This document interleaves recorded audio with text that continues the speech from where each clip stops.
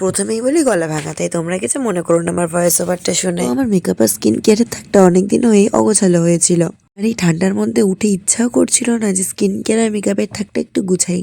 But আজকে যেহেতু কটা পার্সেল এসেছিল স্কিন কেয়ার আর মেকআপেরই, তো ভাবলাম যে না এগুলোও তো রাখতে হবে, তাহলে চলো একেবারে গুছিয়েই দিই। কি কি অর্ডার দিয়েছিলাম তোমাদের তো আমি সেটা আগের ভিডিওতে দিয়েই দিয়েছি।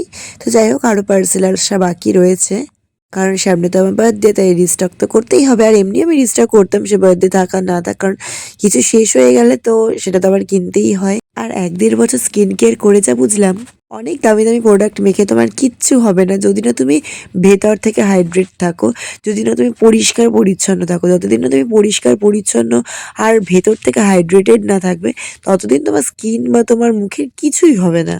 তাই বেশি বেশি করে জল খাও আর একটু পরিষ্কার পরিচ্ছন্ন থাকো, মানে টাওয়েল, একটু গামছা বা যাই ইউজ করো শুধু নিজের পার্সোনাল ইউজের জন্য রাখো। তো যাই হোক, তোমাদের সাথে কথা বলতে বলতে আমার গোছানোটা কমপ্লিট হয়ে গেছে। তো চলো আজকের মতো বাই বাই।